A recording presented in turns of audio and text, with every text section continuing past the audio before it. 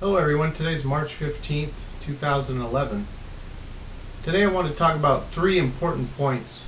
Number one being why silver is a better investment than gold right now at the current time. Number two is about if you want to do well, you should follow the billionaires who, have reached that plateau for a reason. And number three is about inflation and interest rates and bonds and the U.S. government and the sinking ship that we live on, called the United States of America. So starting with number one, I recently listened to an interview with Eric Sprott on the Gold Report. So anyway, he was recently interviewed, and they asked him why he said that he believes this is the decade of silver. Last decade belonged to gold, and this is the decade for silver. And he gave an excellent point why. He said that he has sold 200 times the amount of silver recently than gold. He's selling 5 times the dollar amount of silver than he is of gold. So at a 40-to-1 ratio, 5 times 40 being 200 times the amount of metal. Now when you have a ratio of gold being valued 40 times higher, one coin takes 40 silver coins, and you have the same amount of money going into both products, the supply and demand will not allow that 40-to-1 to stay there. A lot more money is going into silver now. And also the U.S. Mint says that they have about the same amount of money going into silver as gold, and Gold Money, an online bank, has about the same amount of money going into silver and gold.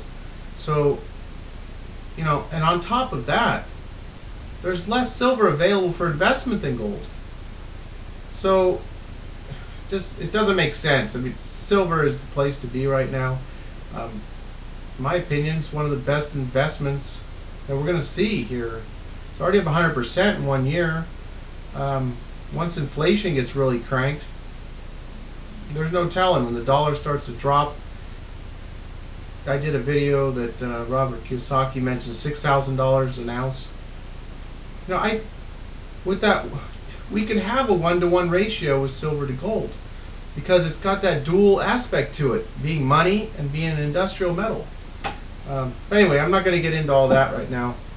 I wanted also to talk about following billionaires. They've gotten to be billionaires for a reason, and we have to listen to these people because they know what they're talking about. Eric Sprott being one. He returned on an annual basis 27.3% for his investors over the past 10 years. So if you were to give $10,000 to Eric Sprott in 2001, he would have been able to hand you back $110,000 now. Now if you compare that to getting into one of the Dow companies, one of the 30 companies on the Dow Jones Industrial, they've averaged, the Dow was at 10,000 back in 01, and it's around 12,000 now. It's gone up 20%. Over a 10-year period, not every year. He gave you 27% every single year, compounding. But you get 20%, so you get $2,000. But also those 30 companies, they give you in a range from 1% dividend, annual dividend on your investment, to a 6%. I think AT&T and Verizon are giving 5 or 6%. Alcoa and Disney are giving 1%. So the average is 2.8%. So if you throw in a 2.8% dividend yield on top of your $2,000, I mean, you may got 15 grand on your 10 grand. I mean, that's with the dividend yield and the appreciation of the asset. Whatever, 110 grand versus 15 grand. It's pretty obvious who knows what they're doing. And not the financial advisor getting you into these Dow companies over the last 10 years and getting into these mutual funds and then take their fees and stuff. Now, one mutual fund you might have wanted to be in, an international fund, in 1970, during the 70s would have returned you 4,200% when the market gave you 50%. Now that fund was a quantum fund founded by Jim Rogers, billionaire investor, and George Soros, another billionaire investor. I don't follow Soros so much, but I enjoy listening to Jim Rogers. I think he retired when he was like 38 or 40. Traveled the world on a motorcycle, and really interesting guy to listen to, and he talks a lot about inflation and Bernanke printing money. So that brings me to my third point, you know, the Fed is buying 70% of the U.S. bonds, the debt, to run the country. You know, the United States government brings in about $2 trillion, and they're spending $3.5 to $4 trillion. You know, almost double what they bring in. And the Fed's in there buying the bonds that the Treasury's dueling out. Now we also have China and Japan buying a lot. Japan just had a disaster of biblical proportions. You know, a horrendous earthquake and tsunami. It's going to take a long time for them to rebuild. And when countries faced with these crises, the first thing they usually do is sell foreign assets. Well, they got almost $1 trillion in U.S. bonds, so I imagine they'll be selling those. So they won't be showing up at the auction to buy bonds. Now, I guess China, they're still showing up at the auction. Now, the Fed's in there buying $7-8 billion a day, according to one source. And I guess I'll bring him up now. I wanted to say that, when you have these inflation raging, you're going to have rising interest rates. It's just going to happen. And the Fed pumping so much money in, they've been holding down the rates. They've actually pushed them down another percent. But in June, they say, Bernanke says he's out. No QE3 starting in June. Well, is he really out? I mean, who's going to step in and buy all those bonds? Japan's not going to be purchasing now. And people are going to be requiring a higher interest rate.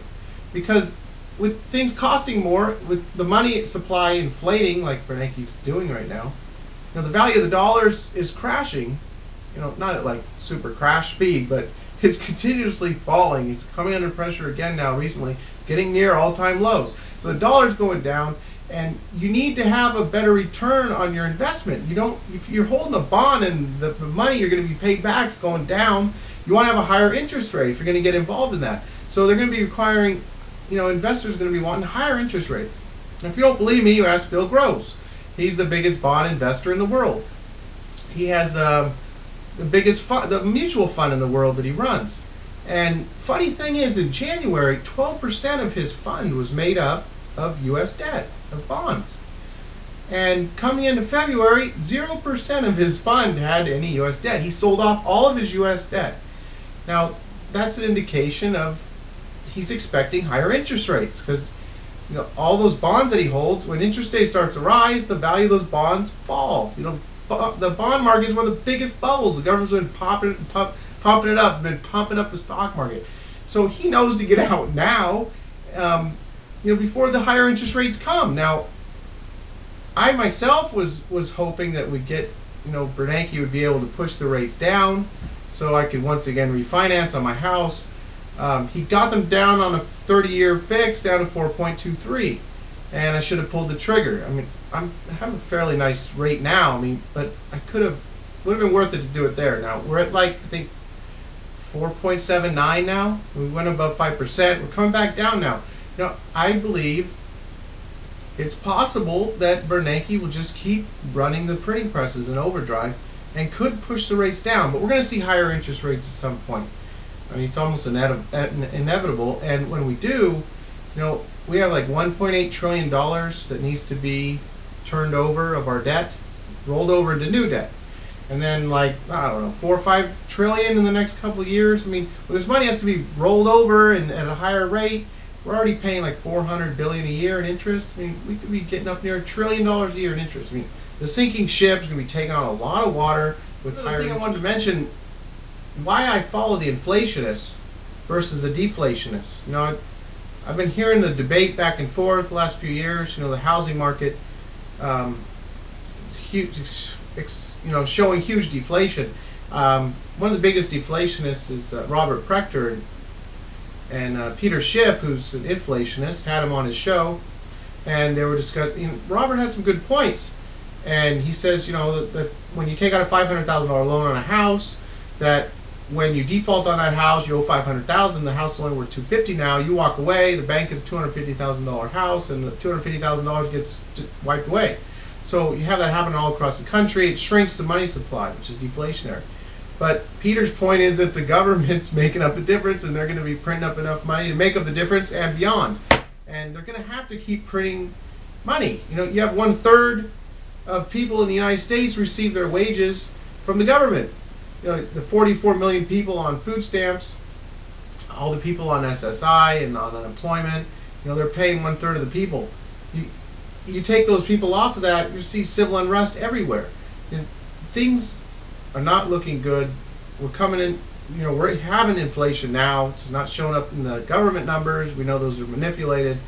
We're going to have huge inflation going forward. Gold and silver, the inflationist point is that those are where you want to be. Just recently we had Bernanke telling us how the recovery's on track, and one of the main problems we had in '08 was we were too leveraged, too much debt. That's one of the biggest problems. And from a recent report, I was reading an article by Michael Pinto, who works with Peter Schiff's company. He was talking about this one site showing how we haven't deleveraged at all. We've leveraged up. We've taken on more debt. It's shifted from the private sector over to the government. I mean, all he did was sidestep a huge crash, and it's coming. We're still going to have that crash, and I wish everyone the best of luck in preparing. There's really no way around it. If you look at what's happening, you can't run this country this way and expect everything to just turn out hunky-dory. So anyway, that's it for today. Just wanted to touch on those things I've been thinking about. And we had a nice correction today in the silver market, down $1.70, I believe, silver, and $35 in gold. I mean, really happy to see that. That's something that a longer-term investor can say easily. I hope we get back 28, 29, because I know we're going to be hundreds of dollars on silver. But I'd like to see 28. I'd like to pick some more up. I don't want to pay $36 an ounce. We paid 28. So I'd like to pick it up at, a lower price. And so for anyone just getting into the silver market, you don't want something to just shoot straight up. It's healthy to take 10 steps up, 4 steps back, and then take 10 more. But you have to have these pullbacks, and for any long-term, I wouldn't even mess around with playing the silver market on a short-term basis. I mean, you're going to get slaughtered. It could have $2, $3 drops in a day. It's one of the most volatile markets. But anyway, until next time.